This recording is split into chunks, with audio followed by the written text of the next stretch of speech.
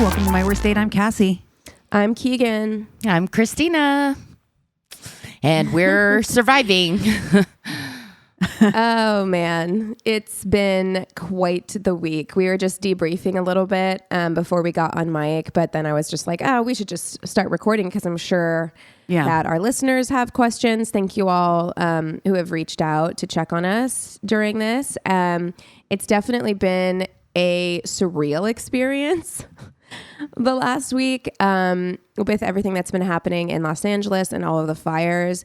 I mean, it's been really heartbreaking as well. I think the first, like on Wednesday, I was just sad. Like I was just, I mean, scared, but like sad, you know, and currently I'm doing okay. The zone next to me has been under evacuation warning for the last couple of days. We're recording this on Sunday.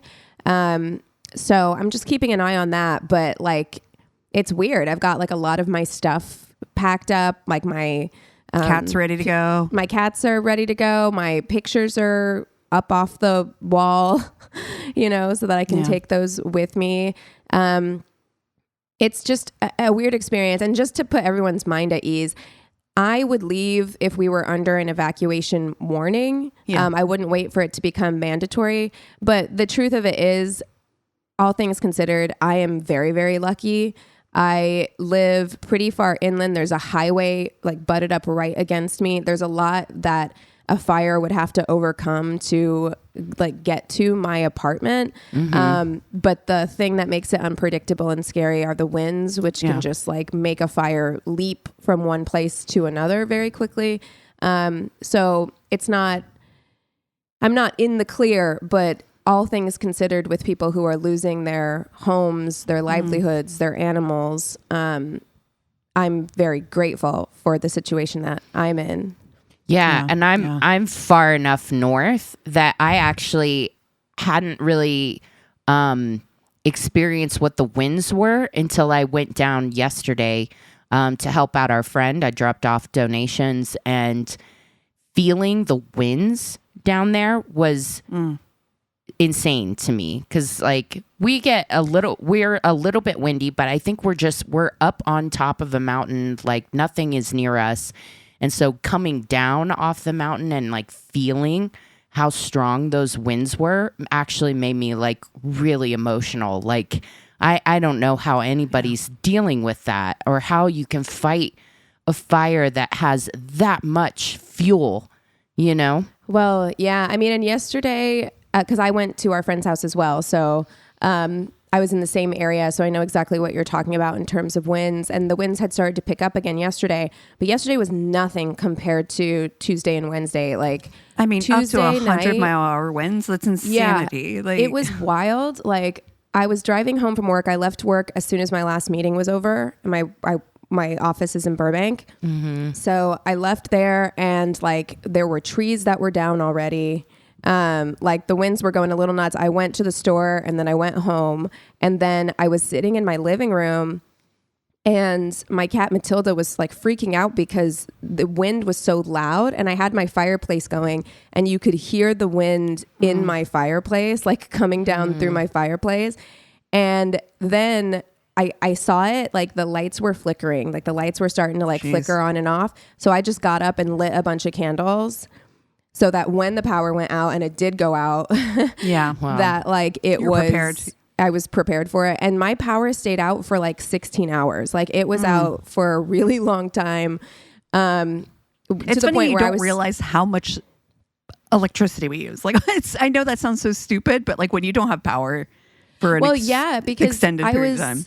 I was like, okay, well, I'm going to make some tea, you know, at the end of the evening that night, like, you know, and I went to I have a gas stove, thank God, but I went over there and I was like, I have a gas stove, and I totally forgot. I'm like, why isn't it lighting? It's like, oh, you have to manually light it. Like I had to go get a match to light my stove. I didn't need to use the oven, but I was like, just in case I need to use the oven, I need to Google where my pilot light is so I can light my oven if I need to, you know. It's just stuff like that. And then having everyone call you and be like, okay, you need to do this, you need to do that, you need to like make sure you have this thing in order, make sure you like, so on top of all the worry and fear and like deep grief that I think everybody in LA is going through right now for what our city is going through.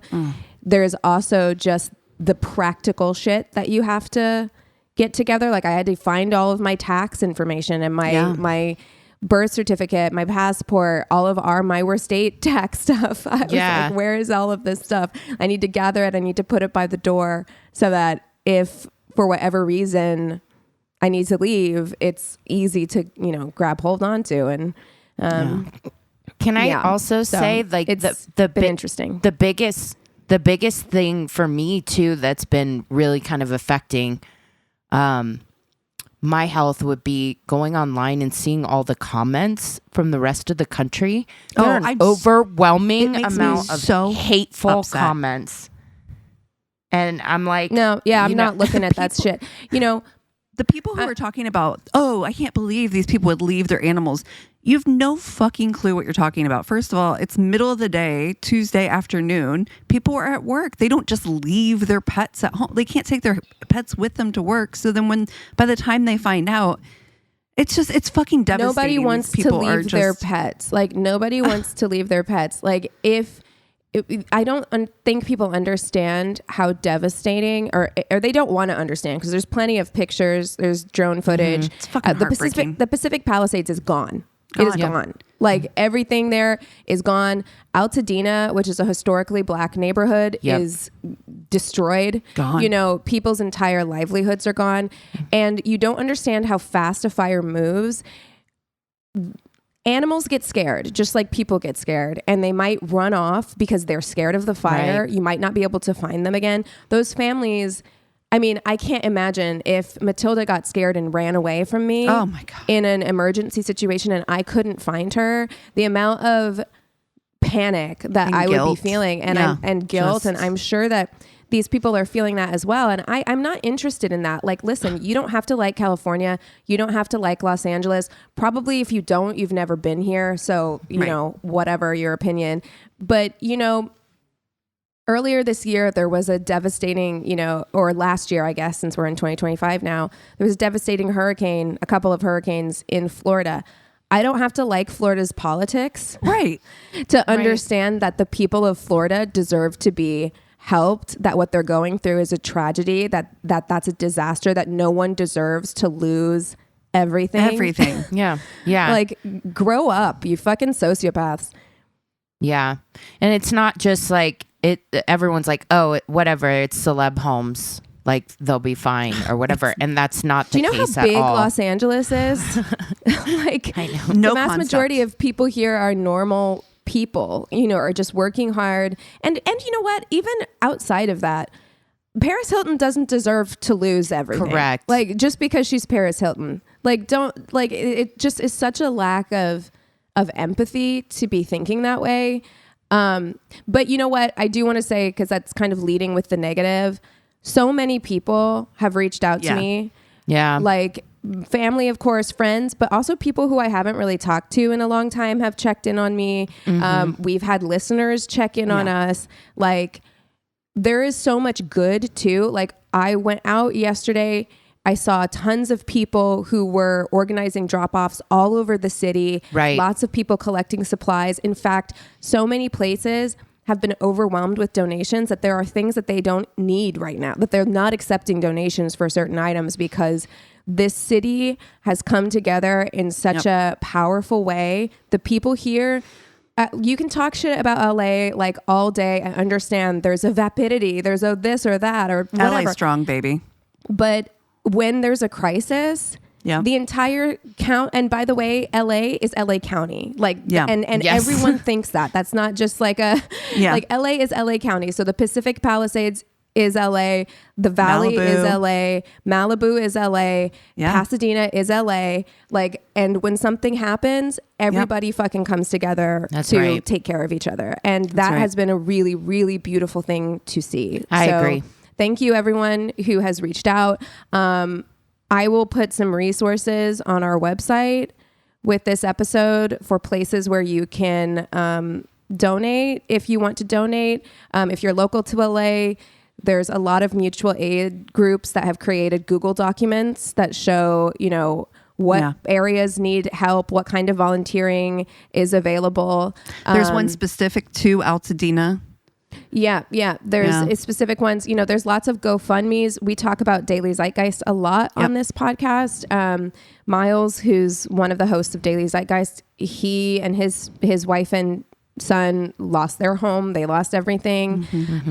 And he's been very fortunate to have his GoFundMe almost at its goal, if it hasn't surpassed its goal now. But there are lots of smaller families, family people who don't have as much of a reach, who lost everything, and it requires a lot to rebuild, if it's even possible for these people. These people are not Paris Hilton.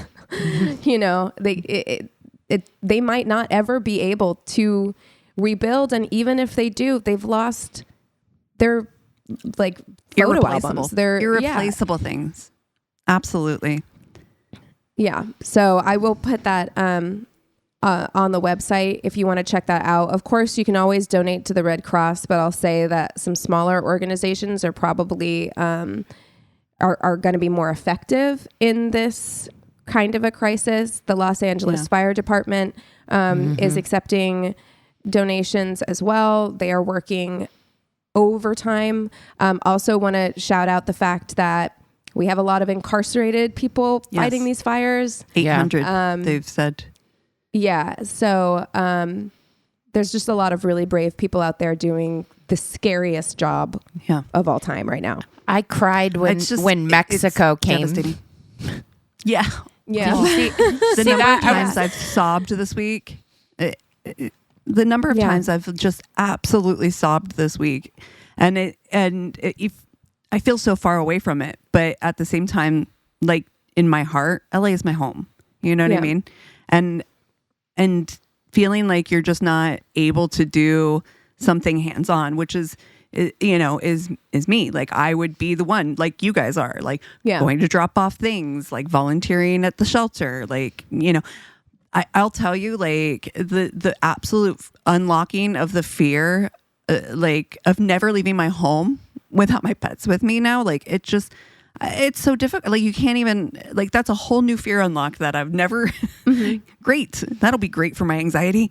But like, just, it's absolutely devastating, but you're absolutely right. LA loves LA, and we love our people, and we are a community, and we're LA strong. And, whether we're there in person or there in heart, we're there, and we got your back. Yeah. You know, I think people think that, I think people think that LA is a bunch of celebrities, but what LA really is a bunch of people who, in a lot of cases, came from other places. It's the most tenacious group of people you've ever met in your life, because being here and being able to survive here and coming here because you had a dream that you wanted to make a reality is hard.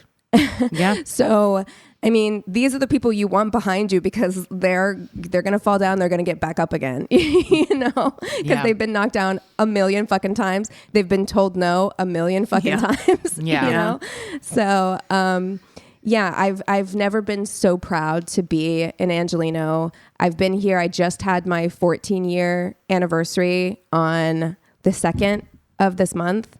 And, this is home for me now. Like, I've been here longer. I've moved around a lot in my life, and this is the longest I've ever been somewhere.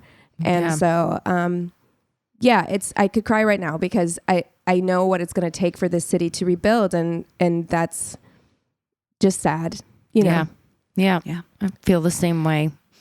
Oh, well, 2025, man. Jesus. Last week I was like, I'm so hopeful. Things look so bright and sunny and great. I jinxed us. I fucking jinxed us. Speaking of, and something that can maybe hopefully move us into a lighter topic, I did put into the group chat I'd watched this like TikTok about this guy was like, whatever I watched movie it this morning. Movie was what was the number one movie when you were born 10 years after you were born, right? When you were 10 years old, right? When you were 10. So that's supposed to be your theme. Right. Yeah. So that's supposed to be your theme for 2025 is whatever was the number one movie on your 10th birthday. Yes. Thank you. That was so much more succinct than the all way I good. said it. That was a jumble. I can't wait to hear where you guys are. And I thought that this would be at least a lighter, lighter theme for an FMK this time. Yeah, you would think so. But okay, hold on. You tell me yours. Okay. What was your 10th birthday number one movie? Beetlejuice, the first Beetlejuice. That is, oddly appropriate, I feel like. Who knows what's going to happen? You know what mine was? Erin Brockovich. Oh. Which seems what in the Luigi Mangione, you know what I mean? Like, I feel like Erin Brockovich is so perfect, where it's like this normal woman, this tenacious, feisty woman who's going up against a big corporation who's contaminating a water supply for a small town. Mine's just opening a portal into the dark underworld. Sure. Yeah. All these are tracking so far. Yeah, please, Christina, save us. Mine was Hook. Oh, come on. Oh, that's so good. That's a good one. Looky, I got hooky. Oh. Dude, it identifies with me as somebody that is just like so closed off to their childhood and the, imagination and everything like that. So maybe it's telling me that I need to connect more with my inner child and my imagination this year. I think so. There you go. Yes. Yeah. So Rufy. You're doing it, Peter. You're playing with us. That's what we're going to say that to Christina. Yes. You're doing it, Christina. You're playing with us. Yeah. Oh, man. I do not know what I'm going to do when they take that app away from us. It's tough. I'm really really fucking upset about that.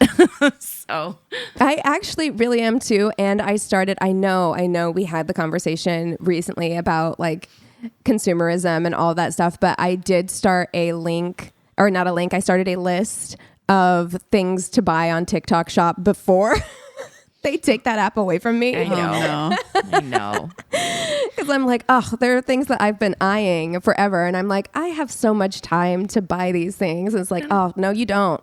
You've got like a month. So, if that, you have like a week. It is gone on January 19th. Stop it. And what is so sad. I thought they kiboshed it. Like, I don't know. know. No, it passed earlier this week. Yeah. And all right, we're all Canadian now, I guess. Yeah, what's so sad is like a lot of people from across the world have started commenting on TikTok videos like, we're going to miss you Americans so much. And I'm like, shut up. Does Ian, you like us now? Too? People are like, like you guys are so funny. Like and I'm like, I needed to hear that. We are funny. We are funny. Thank you. You guys, they need us. We can't quit.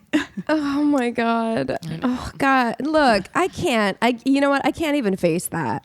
The potential loss of TikTok right now, on top of everything else. The grief, we're going to get all the grief out the first part of 2025. Look, the second half is going to be incredible. All the people who are like surprise standing like Spencer Pratt and Heidi Montag after they lost their house. Yeah. I think it's kind of cool. I'm not even mad. Like I'm like, go for them. I'm like, Heidi's song is like number one. I played it the other day just because I'm like, I mean, it's not my thing, but I'm gonna play it to give her some Why not? plays, and I'm gonna watch anytime his TikToks pop up. I'm gonna watch them all the way through. Listen, secure that bag. People don't realize. I was watching TikTok like all this week, like lives, to see what was going on. Yeah. With the fires, especially the Sunset Fire, because that was the closest to WeHo. And, like my job, my, office is in the Hollywood Hills. My brother lives in West Hollywood. So, I mean, that was where I was getting live updates from. And I'm just like upset. I'm like, what am I going to do? Or where can I go to get, they took Twitter away from us. Now they're taking TikTok. There's no place to go where they just don't want us communicating with each other. I'm convinced that's what it is. And Zuckerberg made a statement where he's like, the meta minefield. Yeah. Well, and Zuckerberg, did you see that announcement from him where he is just like, I'm not even going to try and stop misinformation anymore. Whatever. Nobody's going back to Facebook. Cool. Like, sorry. No. It's These are dark times, friends. Anyway, let's do our silly little fuck, marry, kill now. Oh, gosh. All right, we've got Erin Brockovich, we've got Beetlejuice, and we've got Hook. Oh, these no. are all good. They're all great movies. There's no loss here. There's no losers. No. I mean, I saw Erin Brockovich made me feel powerful when I watched it. Like, and I watched it as a kid, and I was like, I want to be that badass whenever I grow up. Also, I want to have that rack. That didn't happen, but there's still time for the other one. So, I mean, there's still time for both, to be honest. Yeah, I mean, you could buy it. buy whatever. Fair. You're right. And then both Beetlejuice and Hook have a whimsy about them in completely different ways. I mean, Tim Burton molded my childhood. I love Tim Burton movies to this day. Loved them, especially whenever I was a kid.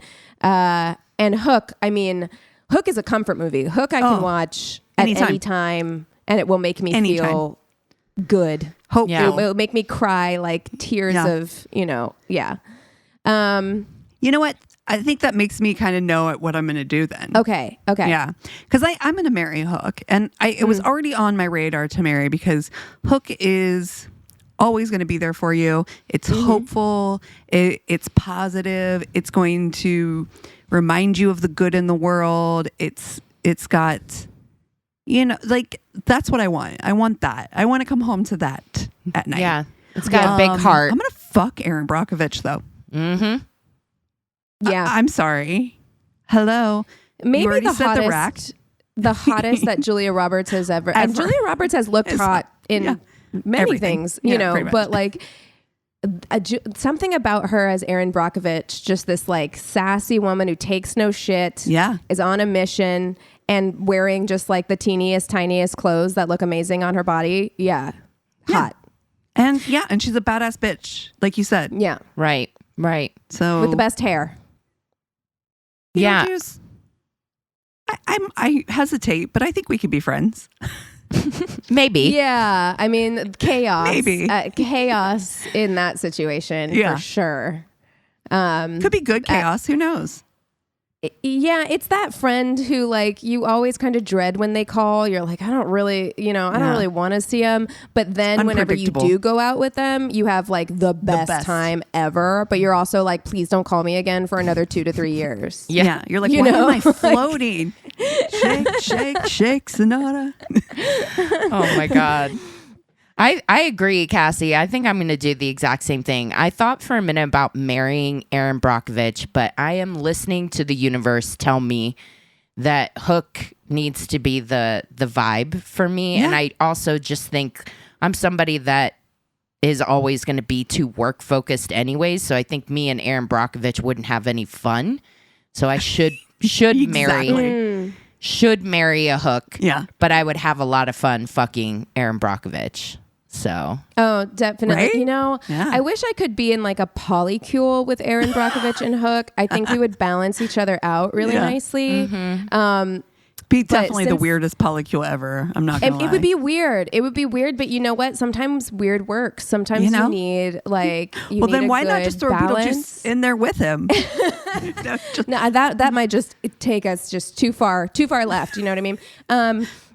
But yeah, this is hard for me because part of me wants to marry Erin Brockovich. I do feel like this 2025 does feel like the year that you need somebody who's going to keep you like real engaged. It's going to make sure you get shit done. We're going to go after the big dogs and we're going to win. You need that like underdog, you know, fire underneath you.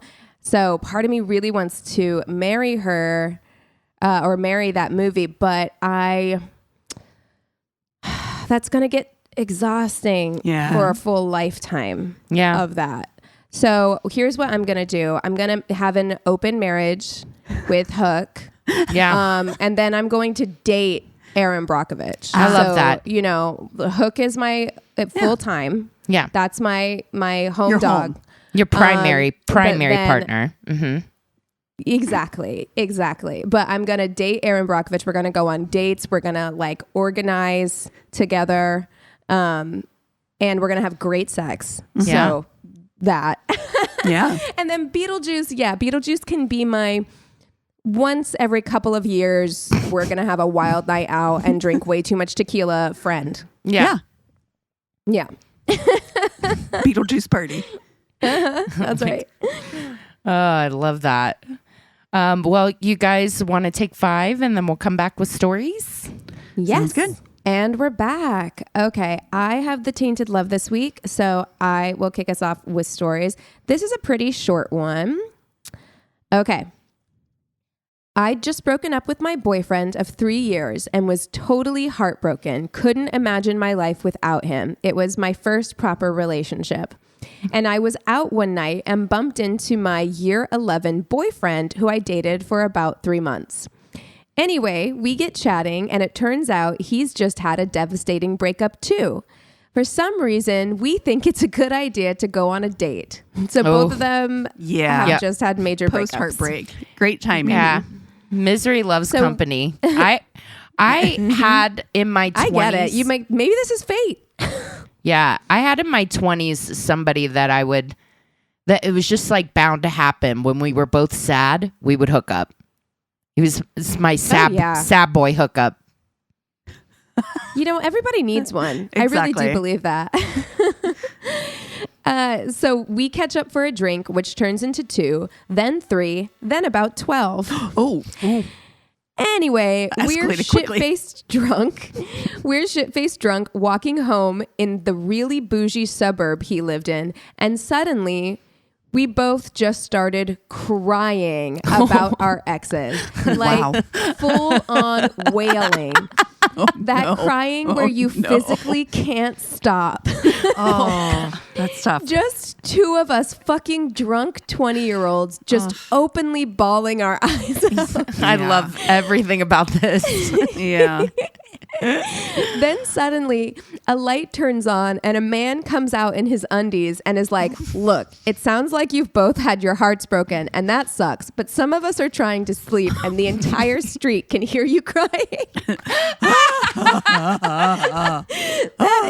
That's cry juice for sure. That is like you drank way too much when you were way too sad. Yep. And like when you're just crying and it's like so loud.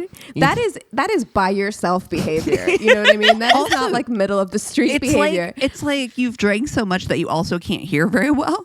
So you're like you don't realize how loud your voice is as well. You're just like, fuck that guy. I know. Fuck him. You're like, the whole neighborhood's like, you know what? I would like to say that I've never been there, but I actually probably have, like at a bar. Yes. Like late night at a bar. Like you have been out way longer than you should. The bar's about to close. Can't even pretend. You drank way too much. I can't even pretend that I have not. Something sets you off and the tears start flowing. Mm-hmm. No, I've been there. Yeah. Yep. And God forbid you are with, like, if you are with somebody who will commiserate with you, like in my case, it would be like a good girlfriend, like one of you.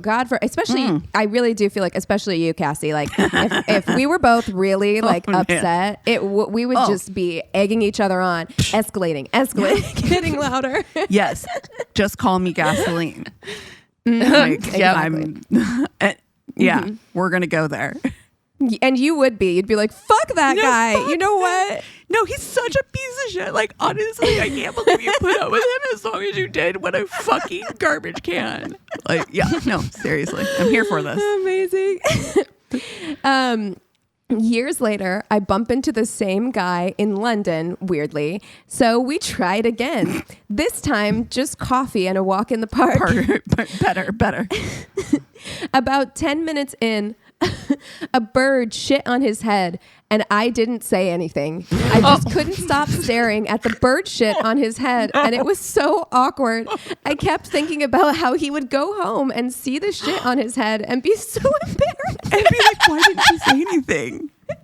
I mean, that is one of those things though that like if you don't say it right away, you can't. You kind of can't, because then it's just like they're gonna be like, why did you let me walk around and talk to you for the last 10 minutes without saying anything. Oh no. I mean, now it's dried in. It's I know you're like, oh. Oh my God. The stars are not aligning for No, you. you can never see this person No. again. The universe is giving you every sign All the that this is not the one for you. Not the one for you. very clear. Yeah. Okay.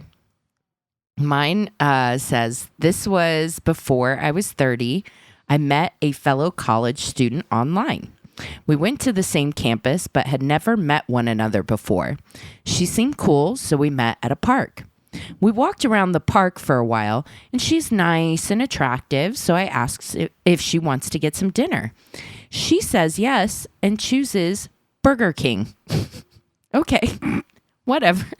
All right, great. Okay, Cheap date. listen. We go to BK, and she absolutely inhales a Whopper. Like she is She had done, her and way, I man. maybe she is done, and I'm maybe 2 bites in. So we have a nice chat, and she asks me if I like Disney movies. I don't, but okay, whatever. I say, sure, there's some I like. So she says, let's go back to her place and watch a Disney movie. Now, this is getting a little weird, but I go along with it. We get to her apartment. Roommate is gone. She asks if I want to see her bedroom and shows me in. I kid you not. Her entire bedroom was decked out in Disney stuff. Like all the princesses. No.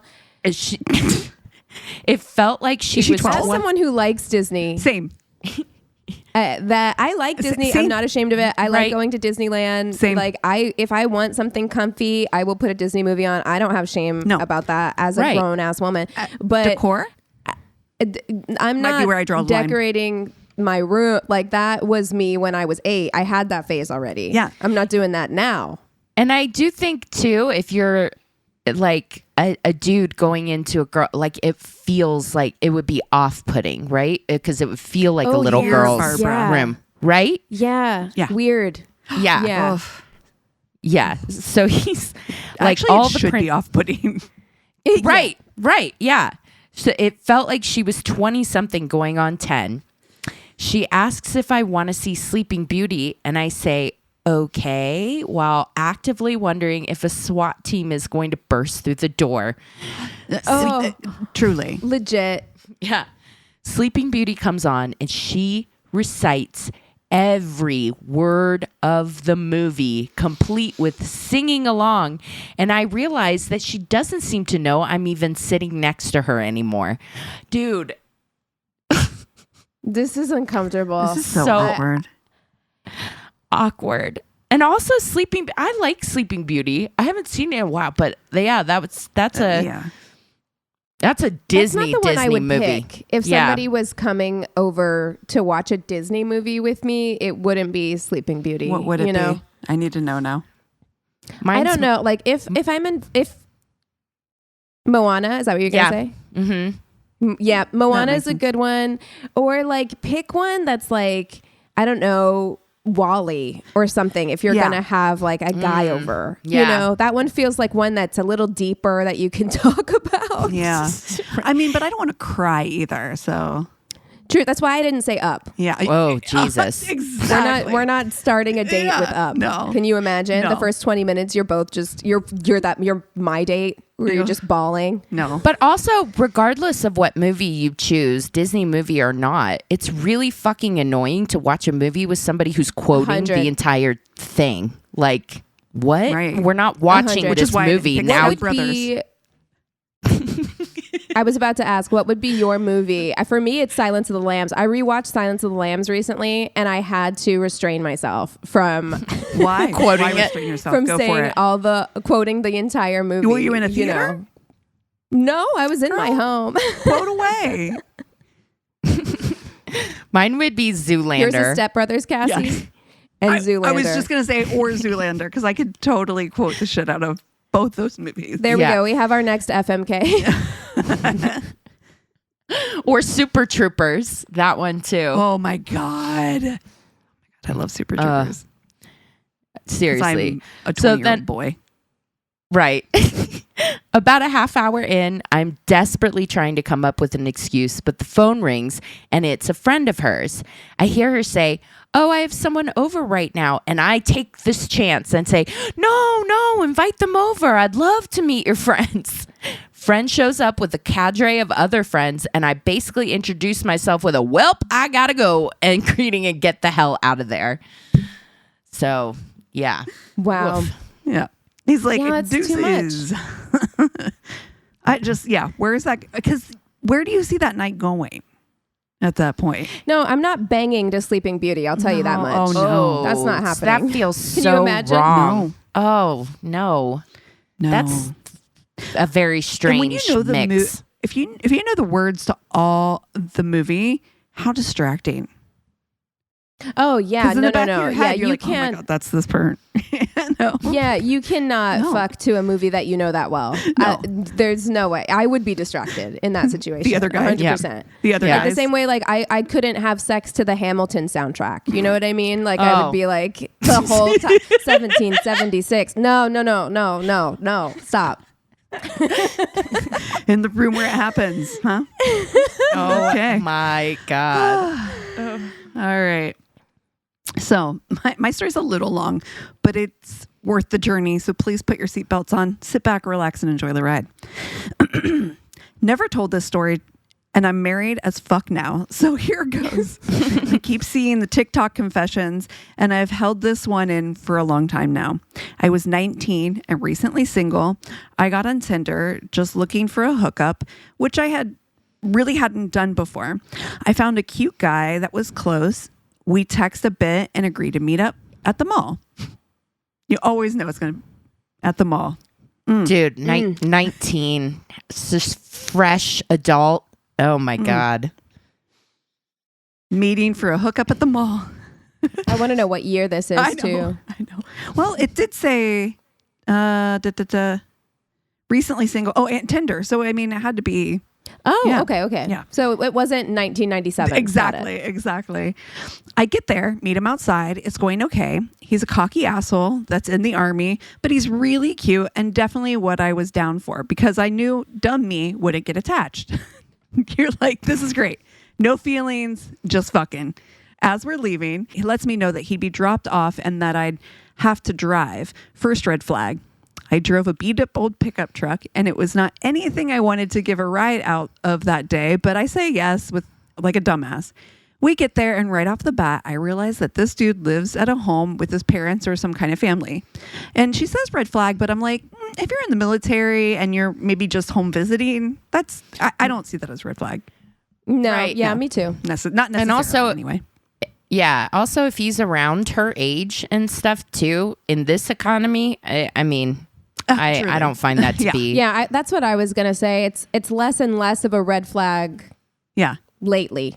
Yeah. I feel like Honestly, you know, even if it's he's hard out there. 25 in this day and age, I'm like, that's practical. I mean, especially too, if he's in the military, he's probably, Right. maybe he has a home somewhere else or on base somewhere. Well, but yeah, it probably because if he was living near, if he was stationed somewhere, he would have housing through Right. the military. So Yeah. why get an apartment if you're just going to be in your hometown? exactly. So anyway, dumbass young me goes with it. No one else is home, so we head to his room and get going. All of a sudden, I hear tons of people piling in the house. He just keeps going, and he tells me, just ignore it. And we're No, you've got to be fucking kidding me. I'm not going to just ignore it. Here is where the real dumbass me comes out. This motherfucker turns up the TV and proceeds to give me the mediocre jab job sex of my life. Oh, Mediocre Jab Job is the title of this fucking episode. I swear to God. That is the best. God. Oh my God. I will never recover from that. Do you know how many his entire mediocre house is jab jobs? It's the most perfectly specific you know words. exactly what 100%. that is. Everyone's experienced it, and we know Yes, exactly It's a what it is. yes. visceral sensation that we've all had before. work. Oh God, nothing worse than really nothing worse than when it feels like you're just being like poked down there. Yeah. Do you know what I mean? Yeah. Like just, that's a jab job. Yeah. Yep. Anyway. While his entire house is right outside his door, knocking and talking, I'm done at this point and just trying to hurry up and get out of this nightmare I've gotten myself into. He finally finishes, and my ass is ready to run. Like, open that bedroom door and let me out of this hellhole. I don't care who's out there at this point. He tells me I need to hide under his bed. What? Excuse me. Absolutely fucking not. Out of your mind. He really genuinely meant it too. Like, got all If you macho. are over the age of 16, I'm not hiding under your bed. No. Stop it. No. No. We're adults He genuinely now. meant it too. Like, exactly. Like, he meant it too. Like, he got all macho army dick about it. So what does my dumbass do? I get under the fucking bed. This motherfucker opens the door and proceeds to tell everyone he was asleep and forgot he locked his door. Kids come running all in his room, on the bed, all around me. I'm literally living my biggest nightmare with no escape. Oh, no. And you know that room smells like sex. Like Under the bed. Under a boy's bed. Exactly. Gross. Disgusting. Dust bunny, old socks, like Yeah, no. underwear that's condom. been discarded and thrown under there. Yeah, Ugh. like no. I can't even tell y'all how many fucking kids. It was like a daycare. They were everywhere. I still don't know how the hell one of them Why were didn't there so see many me kids? under there. He finally gets them out and leaves the room, shutting the door behind him. I took this chance to grab my clothes and get what I could on and be ready for my escape. He comes back in and tells I'm me, sorry, she was naked under the bed too? No. No, you at least have to wait for me to get dressed. I'm not putting my bare ass on your like under bed floor. No. Do you also know that moment where it was like where he shut the door and the kids were out? Like, what that has to be going through your mind where you're like, how am I here? Do you know what I mean? It's had to be so surreal. what brought me to this point? What? You're 19. You're like, this wasn't even a good jab job. Let's It was learn mediocre. from this. So we Exactly. never have to do that's this a learning again. moment. Lessons Yeah. have been learned on this podcast, and this is one of them. He comes my back and tells me I'm going to have to go out his window, that his family can't see me. At this point, I just want out of this house. I don't care how I get there. Mind you, my beat to hell and back pickup truck is still in his yard. He had me park it on the side of the road in front of the house in a patch of grass. With my bra, keys, and my cell phone in hand, I climb out of this guy's window and make a run for my truck. I clear a chain link fence like a pro, make it to what I thought was easy safety. I don't give a shit if I'm not going to be embarrassed. Well, okay, listen, she's 19. I've got to give her some like grace here, but I'm not going to be embarrassed At 19, if I I go might have out done the front door. At 19, me now, I'm just like, I don't give a shit if you get in trouble for having me over. Right. I'm not about to go like American Ninja Warrior my way to my car right now. You out of your fucking mind? Truly. No way. I'm going out the front door. Right. 19-year-old me be also clearing a chain link fence. I'm never going to see you again. This does not matter, you know? It doesn't affect me. No. You can explain this to your parents. Exactly. Not my problem. This is you problem. It had apparently started raining like hell while everyone was going on, and my fucking truck is stuck. I've dug a rut from hell just trying to ease out. I'm soaked from my cross-country sprint in the rain with no bra on, and I'm losing it. I am not calling anyone and admitting to this shit. I will not go down like this. I'm damn sure not about to ask this guy that just had me hide under his bed and jump out I his fucking window. would. I'd I'd ask his dad. I'll tell you that. I'd ask his dad. I'd go knock on the door. All of a sudden, this old man is coming out of the house holding some poor paper over his head because, like I said, it's raining like hell. It is now full on thunder and lightning and rain blowing sideways with my bra beside me and all of the shame in the world on my shoulders. I roll down the window and proceed to tell this man I'm stuck in his yard. And I say, I'm so sorry.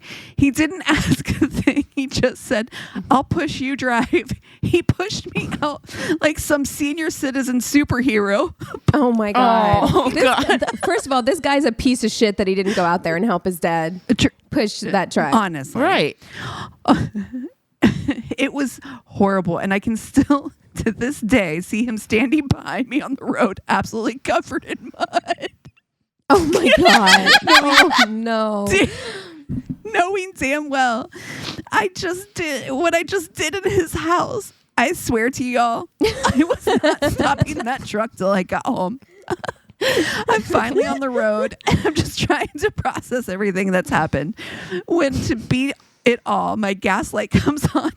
Mind you, I'm 19 years old, broke as fuck. I had $50 in my back pocket to my name. When we were at the mall, my $50 is gone, lost somewhere in that guy's house or a yard in my escape. No. Dude, losing $50 at 19 is devastating. When you're broke. Yeah. I run my poor covered in mud, two-tone 20-year-old pickup till it starts sputtering. I pull into a gas station on a prayer and start digging for change in my side. Girl, I have been there and like for me, I'd be sobbing at this point. Like, yeah. Oh, yeah, me too. Full on sobbing. Me too. Digging for change in my side door, and I literally had to count out dimes to pay for my gas just to get home. I've been there. I've paid for gas and change. Oh, yep, totally. I blocked dude by the time I was off his road, so I never got the chance to know what the actual fuck was going on with like literally 20 kids, or say sorry to the superhero old man. But yeah, cheers to shitty Tinder hookups and frontal lobe development. Oh, there we go. Yes. There we go. Absolutely. That was absolute perfection. T to B. Oh my God. Chaos. I am going to think about her date for a long time. Mediocre Jab Job will never not. It'll live forever in my brain. Oh my God. That's fantastic. And hiding under the bed, like that's such a visceral moment for naked. Me. Just naked under her bed, just being like, what the fuck am I doing here? 20 kids jumping on the bed. And you're like, what is happening? I got to change my life. I got to make different choices. You had to come to Jesus meeting with yourself. Yes.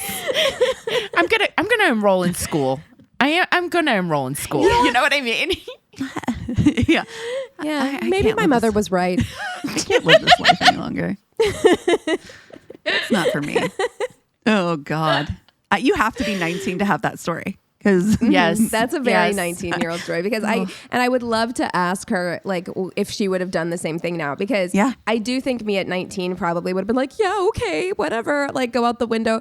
But me now, I'm like, I don't give a shit if you get in trouble. This ain't my like, problem. You brought me here. You kept fucking me. Like even whenever people came home and were knocking on the door, like this is a you issue. Okay. Right. And also help me look for my $50. Yeah. Seriously. Oh no. Oh my God. Well, you guys want to take 5 and come back with the Tainted Love? Sounds good. And we're back. Keegan, tell us your Tainted Love. Okay, yes, I've got the Tainted Love this week. I do want to take this moment to also say I'm Keegan. That's Cassie. I'm Cassie. That's Christina. Yeah.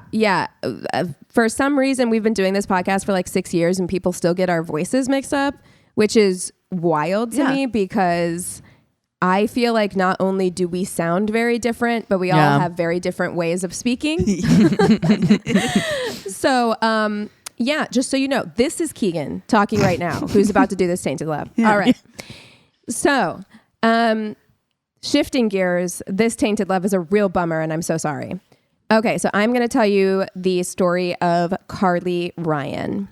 And you may have heard this one before. If you listen to Case File, almost certainly there's a case file on this. I think I've listened to it. I didn't re-listen to it for this episode. But if this story piques your interest, definitely go find the case file on it, because that guy and his team do such an incredible job with all of the extra facts and figures. So Carly Ryan was born on January 31st, 1992, and was raised in Stirling, South Australia, which is a town near Adelaide. Her mother, Sonia, had her when she was really young and raised her and her younger brother as a single mother. And the two had a really, really, really close relationship. I mean, I think it's that kind of thing that happens whenever you have a child when you're really young, like when you're a teenager yourself, or maybe in your very early 20s, and like it's just you guys. Yeah. Cassie knows. I know this. So you develop this very strong relationship. Absolutely. Totally true. Yeah. And because you kind of grow up together a bit. Yeah, you grow up together. Yeah. And Sonia even said that Carly saved her life and gave her a sense of purpose. And this little girl, I relate so well, you know, in her pictures as a little girl, speaking of Disney, because she's got like dark hair and like these really prominent cheeks and really fair skin. And in one of her childhood pictures, she's dressed up as Snow White, and it's just the cutest, you know, thing. And this girl was only 2 years younger than me, so I relate a lot to her in this story, especially. But, you know, we were kind of hitting the same markers around the same time. Yeah. So when she was 14, she was trying to figure out who she was, as were we all at that time. And, you know, she'd always been bright, funny, talkative, charming, but she wanted to experiment. She loved experimenting with different looks. This was also around the time, 14 was the same age when I was like really starting to get into a lot of like emo stuff, like hot topic culture, like that kind of thing. Totally. And I definitely see that she liked to experiment with kind of different looks, different aesthetics. And she soon fell in with a group of kids who maybe moved at a bit of a faster speed than Carly, which I also totally relate to. It's like you want it for the aesthetic. Maybe you like the music, but you're not actually like, so you look at that group of kids and you're like, I'm going to fit in with that group of kids. And then you go over there and you're like, oh, not really. Nope. You know? So one night, Carly came home with alcohol poisoning when she was 14 and had to be admitted to the hospital. And after this experience, she told her mother that this really scared her, and she made the decision, and it's very mature for a 14-year-old, to distance herself from those friends. Yeah. She was like, not for me, actually. So this led her to wanting to meet friends online. I mean, social media was brand fucking new. MySpace at the time was the largest social networking site in the world. And at one point, it even surpassed Google for the most site visits. Wow. Around this time. Oh, Tom. Oh, Tom. I know. Come back and save MySpace. us. I know we've talked about it before, but I mean, MySpace really was a brand new world for a lot of people. I mean, there were other social media platforms, other message boards. Almost every website had a message board. It's how we learned to code. Reach out to people. Yeah, we learned to code that way. But I mean, it really was a very special and unique place because it's unlike, you can't compare it to like Facebook today or Instagram today because none of us knew how to social media. So it was just kind of, we all just threw up our personalities all over the internet, you know? So she turns to MySpace to kind of make new friends, and she was really transparent with her mother. Again, they had like a really close relationship. So she was very transparent with her about her online activity. She would tell her about all the new friends that she was making and chatting with. And one in particular really sparked her interest. It was a 17-year-old boy from Texas named Brandon Kane. He went by the username Corrupt Koala online, and he was living in Melbourne with his dad. So Carly fell really hard for Brandon, as only a 14-year-old can do online. With somebody whose name is Corrupt Koala. Absolutely. 100%. Yeah. Like the most embarrassing shit. God, I wish I had access. I wish I'd had the forethought. I feel like this concept of cringe really ruined a lot of things because we were out there just, you know, free balling it all over the place. And like, whenever cringe started to set in, I was like, oh no, I have to erase my MySpace personality from the face of the earth. And I hard deleted my MySpace. And I wish I had at least had the forethought to like screenshot things from my MySpace before I deleted it, because the most embarrassing shit is the most endearing stuff now. Like the fact that we all had the cringiest, you know, bios and usernames and our songs and our top 8 or 16 if you were that like had, you know. Yeah, if you could code, you could get up to 24. Yeah. You could really hack that shit.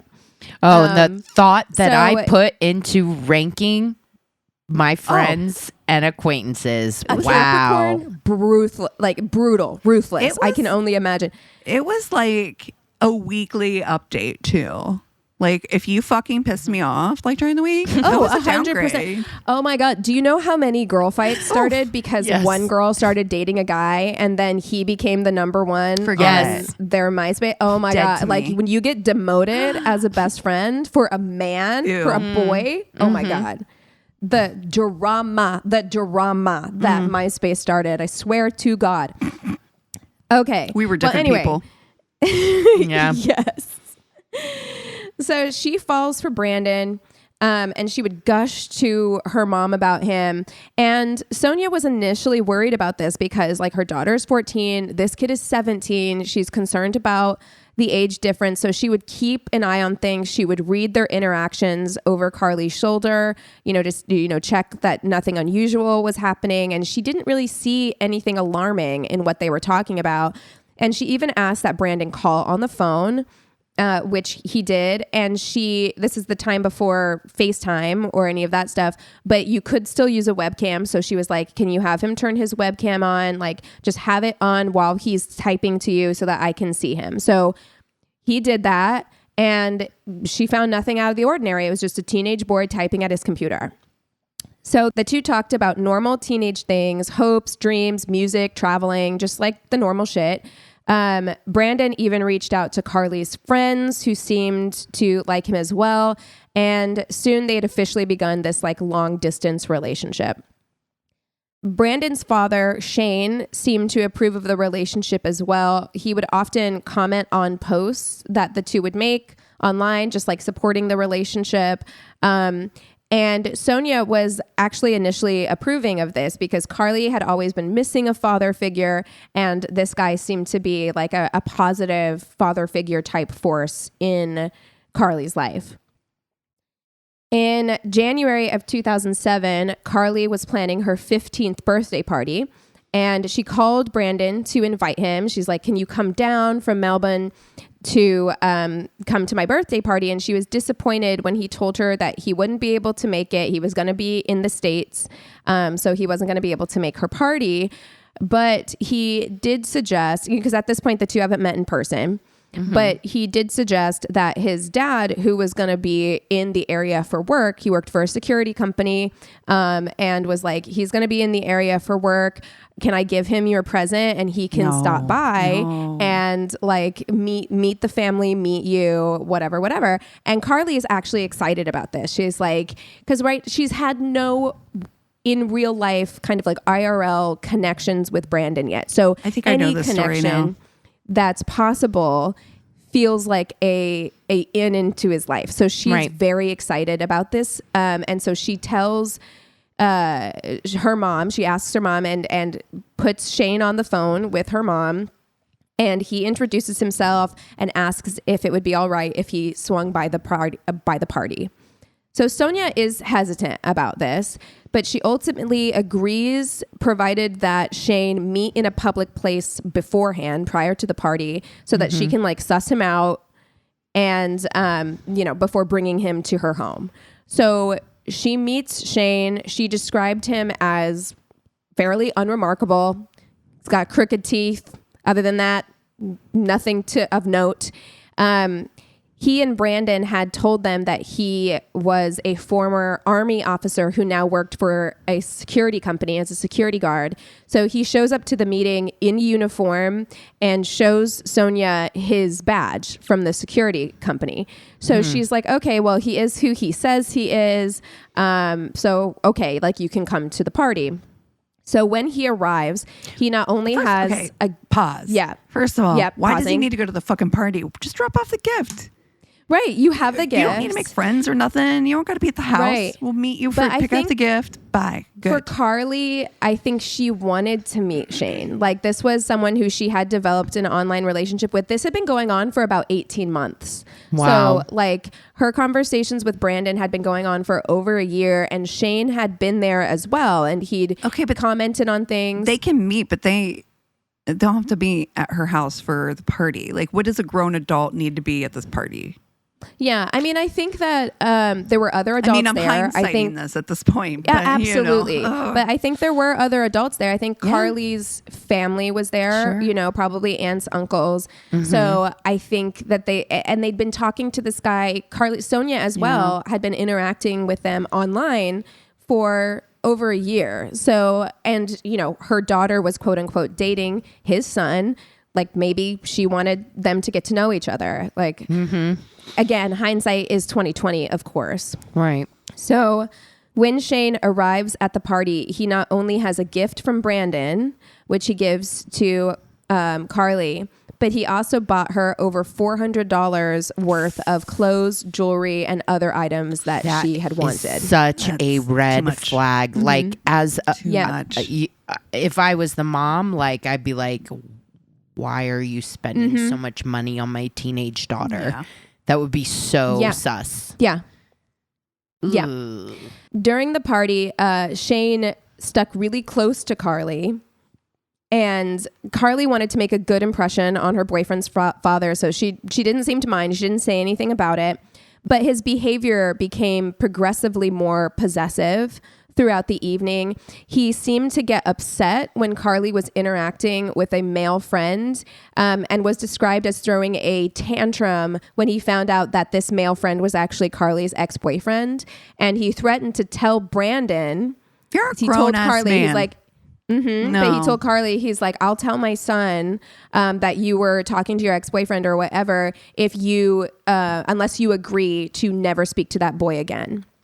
So she's 15, it's her 15th birthday. So she is scared of losing this relationship. She's like, okay, sure. Throughout the evening, his conduct appeared to deteriorate to partygoers. And I don't know how much of this was shared on the night of, or if it was things that the partygoers kind of like observed and then like downloaded later. Like, yeah, this thing, that was so weird. At one point, I'm guessing when this happened, like the kids heard about it and probably didn't tell their parents. At one point, he requested that Carly's female friends kiss each other in his presence. He was overheard telling Carly that he loved her and wouldn't let anything happen to her. And then finally, the straw that like broke the camel's back was Sonia came into Carly's room to check on her. Like, they couldn't find her at the party. Came into her room, and Shane was laying on Carly's bed. No. So he was on top of the covers, fully clothed, but Carly was in the bed as well. And Sonia was like, absolutely fucking not. Fuck out you my need house. to get out of my house. Yeah. Yes. So later, Sonia expressed her concerns to Carly, who initially was like, no, it's not a big deal. Like, I don't want to damage my relationship with Brandon. Like, she was worried that something would happen. Like, she loved him. Like, she's 14, she's 15. She thinks that this person is someone that she loves, right? But eventually she does confide in her mother that Shane had touched her inappropriately and propositioned her, and also that the gift from Brandon was lingerie and a nurse's outfit. No, we're done here. So you're all done. Exactly. Yeah. So Sonia, she emails Shane. She's like, you need to stay the fuck away from my family. You need to stay the fuck away from Carly. And she forbid Carly from seeing or talking to Brandon ever again. She's like, this is done. That guy's a fucking creep. We're not doing this. Yeah. Right. So things did seem to go back to normal after that. And to Sonia's knowledge, Carly cut off contact with Brandon. But less than a month later, on February 19th, 2007, Carly had arranged to go on a shopping trip with some friends and then sleep over at one of their houses. And Sonia didn't think anything of it. It had been about a month since the party. Also, this was something that she did regularly. Like, these were friends that she trusted. So she was like, yeah, go ahead, have fun. But when Carly didn't return home the next day, Sonia became really anxious. She called Carly's friends and they said, they're like, we don't know what you're talking about. We didn't go shopping with her. We didn't have plans to go shopping with her. She's not at our house. What a terrifying feeling. Like, as horrifying. Heartbreaking. A mother. Imagine. Oh my God. I cannot imagine. So later that evening, she reports her daughter as missing to the police. Around 6 a.m. on the morning of February 20th, so the day after Carly was supposed to go on that trip, a woman was just walking along Horseshoe Bay and she noticed a girl floating face down in a shallow pool of water. So she was unable to retrieve the body herself, so she got a local fisherman to help and they were able to pull the body out of the water. But when paramedics arrived, she was pronounced dead at the scene. Sonia would later identify the body as that of her 15-year-old daughter, Carly Ryan. Carly had a total of 19 lacerations to her face, neck, and arms, with 6 to 8 of these injuries situated around her head and neck, and they were deemed to be caused by fists or a blunt instrument. An autopsy revealed that her cause of death was drowning. And this is so awful. I'm so sorry. This is terrible. But due to the discovery of sand in her lungs, it was determined that she was suffocated by having her head, her face pushed into the sand. And once she fell unconscious, she was dumped into the water. So that is the most terrifying thing I can think of. Like, horrible. So police pulled as much CCTV footage as they could, and with it, they were able to track Carly's movements on that day. She was spotted at various locations with 2 men, once outside of the Crown Hotel and then at a fish and chip shop. And lastly, she was seen by 2 people walking along the beach at Horseshoe Bay, and she sat on a rock and was chatting with these 2 men. So eyewitness reports and the CCTV confirm that a light blue car was seen in Port Elliot and parked at Horseshoe Bay. And it was reported that on the dashboard of the car was a security ID badge. So police were eventually able to trace the car back to a home on Victoria's Morganton Peninsula. And when they raided the home, they found a 48-year-old man known to the Ryan family as Shane, but his real name was Gary Francis Newman. And as police entered the house, he was sitting at his computer conversing with a 14-year-old girl from Perth when they got there. Yeah. Upon further investigation of his home, they found just disgusting, insane amounts of child pornography, and an array of notebooks that contained details of over 200 fake online profiles with detailed passwords, names, phone numbers, and social media accounts. And one of those profiles was Brandon Kane. Oh, gross. And this was, you said this was like 2007 too. So this was like 2007. When we were talking about, MySpace earlier, or like baby internet. A lot of us were just starting to figure out the whole like catfishing scene or some of the danger that was out there, but we had no idea. No idea. Yeah. Yeah. I mean, I can't imagine the kinds of people I was talking to online. Because, I mean, it was one of those things, too, whenever, even going before MySpace, when you were in AOL chat rooms, it was literally anyone could be in there. And then you could, if you were in a chat room with a bunch of people, you could click to have a private conversation. With anybody. And so many people did that. And it felt so exciting because it felt like meeting new people. And like new people wanted to talk to you. Exactly. Yes. Exactly.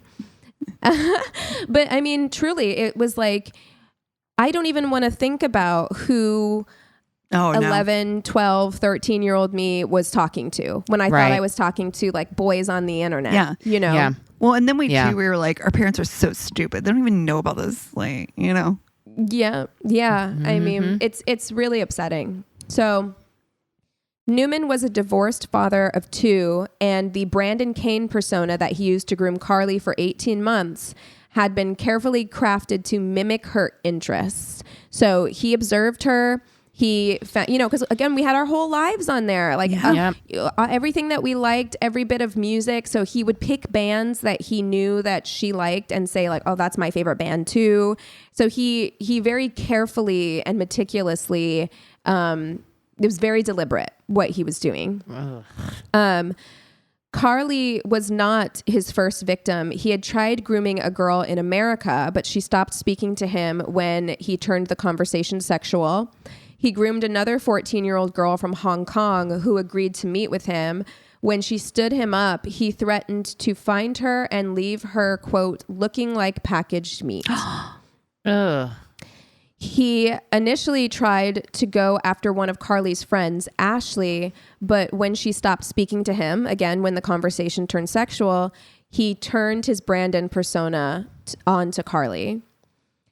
By the time the police searched Newman's computer, he had purged all of the messages that he had sent to Carly through the Shane profile and had deleted the Brandon Kane account. But it was able to be recovered, and they found hundreds of messages between him and Carly. They also found a looped video of a teenage boy sitting at a computer, which is what he used on the webcam that Carly's mom saw. In his home, there was, oh God, this is all so awful. I'm so sorry. But in his home, there was a picture of Carly with the words Adelaide Slut scrawled under it and the words rest in peace. Oh my God. And it was also revealed that his security ID badge was fake, as was the company he claimed to work for. He went so far as to invent and sew on a fake company logo to his polo before meeting up with Sonia. So, I mean, all of that was fake. And he went again, like, that is so calculated. Yeah. So premeditated. Though Sonia had thought the relationship between Carly and Brandon had ended when she demanded that they cut contact, it was soon revealed that Newman had been calling Carly when he knew that her mother was at work. It was during one of those phone conversations that Shane convinced Carly to meet up with him and Brandon. Newman knew that Carly would be reluctant to meet with him by herself. So he got his 17-year-old son to come with him. Oh my God. To meet her. Which is just so, he's like, I'll bring Brandon this time. Nefarious. And he brought his own 17-year-old son. And those were the 2 men that Carly was seen speaking to. Oh no. 965 days after Carly's body was found, Newman and his then 19-year-old son stood trial for her murder and both pled not guilty. During the trial, Newman's behavior was so erratic that his own lawyer threatened to leave the case. At one point during the trial, he blamed his son for the murder and also boasted that his 200 online profiles were actually smart as they left him safe against identity theft. He also claimed to be asexual. So he's like, what interest would I have in a 15-year-old girl? I'm asexual. Okay. It's like, dude, have you seen your computer? Yeah. Your computer ain't asexual. Right. Newman's older son, so the 17-year-old was the younger son. The older son testified that his father had been furious after Carly's party, at one point threatening violence and even asking his sons to help him kill her, but they didn't take him seriously. They were just like, oh, he's just mad, The younger son confessed to a social worker while in juvenile detention that he and his father arranged to meet with Carly on the 19th of February. So he confessed to that. And he told the social worker how Carly walked away from his father after he made advances towards her.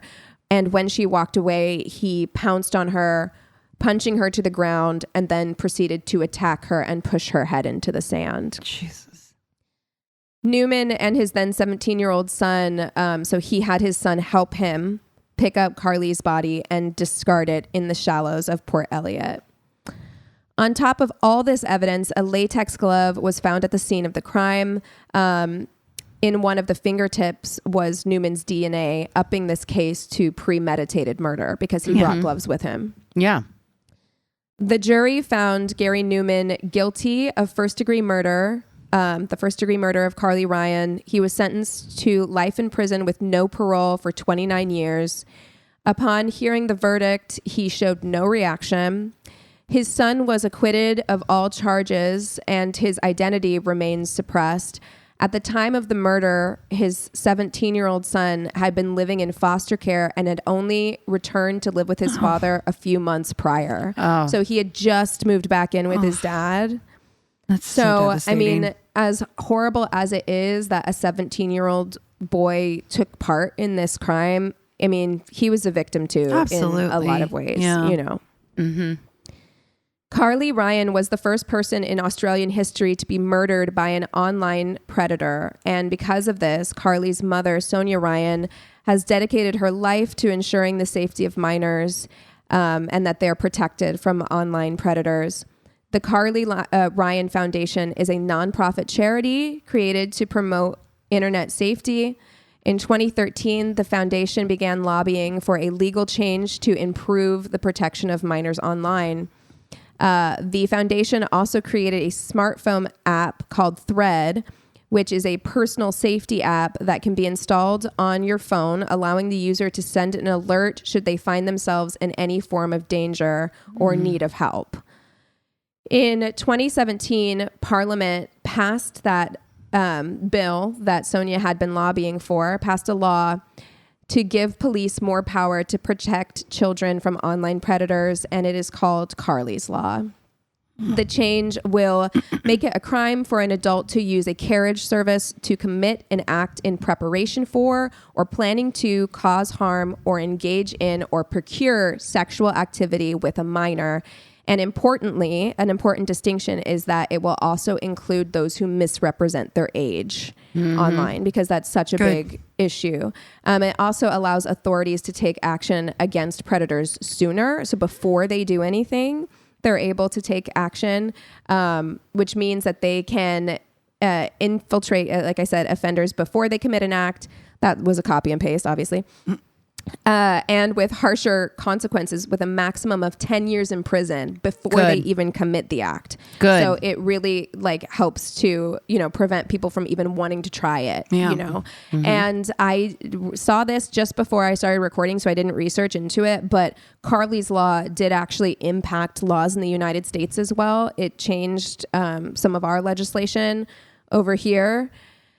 So Sonia Ryan continues to dedicate her life to the protection of children in online spaces. She is still out there doing the hard work. And of course, my heart just breaks for her. My heart breaks for Carly because, again, I see myself in her so much. She's taking all of these very MySpace-y, way up ahead, lots of eyeliner, selfies. She's trying to figure out who she is. She's like a 14, 15-year-old girl. And you're so excited when you're online for the first time and you're meeting people, and to have an adult so calculatedly take advantage of that, just devastating. It's truly, truly. Completely heartbreaking. Yeah. Yeah. And like you said, Keegan, it's like, when we were that age or even just a little bit older, just getting onto this new thing, the internet, it just so much that we didn't know or didn't even factor in. I never thought to myself that somebody wasn't who they said they were for the longest time. Or if they were, because, I maybe played around with some of that online too, where it's just like, oh, you can be whoever you want, and you can say that you're from somewhere else, or you can be exciting in this way. Because it wasn't malicious or nefarious on my end, it was always just kind of fun, silly stuff. I thought that even if somebody wasn't telling me the truth on the other end, that we were in it together. We were role playing or something like that. It was innocent. I would never have thought that somebody was doing something to try and groom me or hurt me Right. my brain didn't work like that, Right. like at that time at all. Yeah. I mean, we just didn't. It was so new.